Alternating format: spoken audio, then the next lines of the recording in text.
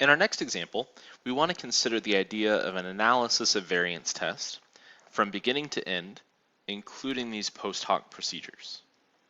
So in this case, we would have data on a random sample of students, whether the student chose to sit in the front, middle, or back row in a college class was recorded, along with the person's GPA. We want to test the hypothesis that the means are not associated with the choice of row using a significance level of 0.05. So essentially what we want to see is whether or not their average GPA is the same depending on which row they were seated in. So do students who sit in the front row end up with a higher GPA than those who sit in the middle, the back, or any variation of those? So in this case, the example I've included is already completed so that we can see how this would proceed. We would start off with the same null and alternative hypothesis we always have for an ANOVA test, that all of the means are the same, and the alternative that at least one of those means is different.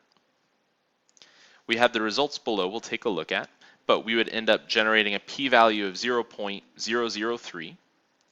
That's less than our significance level, so we would reject the null hypothesis and conclude that at least one of those means is different, which again could mean one mean is different, could mean all of the means are different, two of the means are different.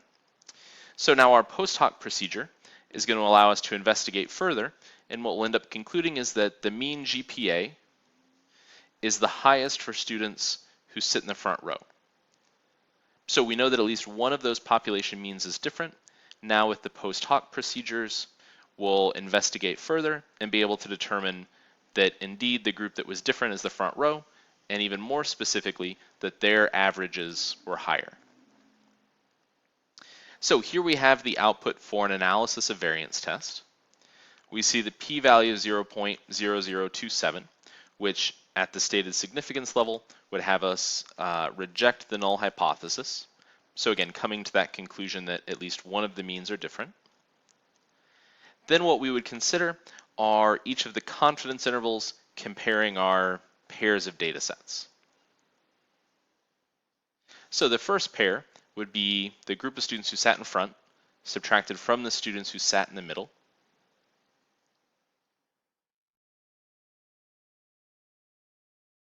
In this case, our confidence interval is strictly negative, meaning the difference between those two values is going to be less than 0, which implies the population mean for students who sat in the middle, their GPAs, is going to be less than the population mean of GPAs for students who sat in the front.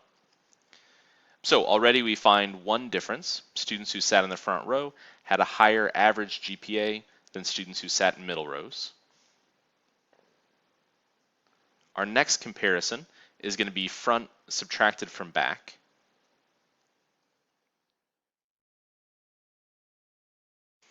In this case, again, all of the values in our interval are negative,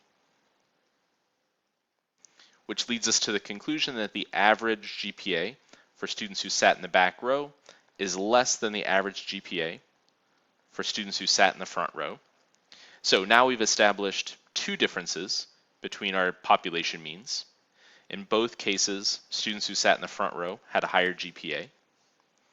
So our third case to consider will be the middle row subtracted from the back row.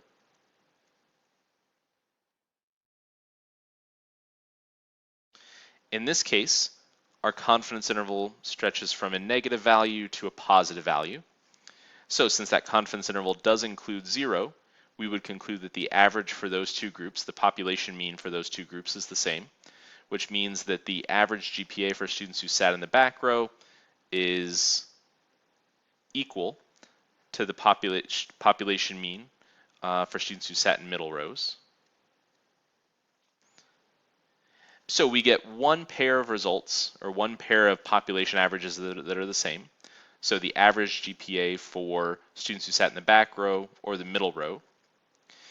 But based off the confidence intervals, we can clearly see that students who sat in the front row, on average, outperform students who sat in the middle row or the back row, which again leads us to that conclusion that was selected above.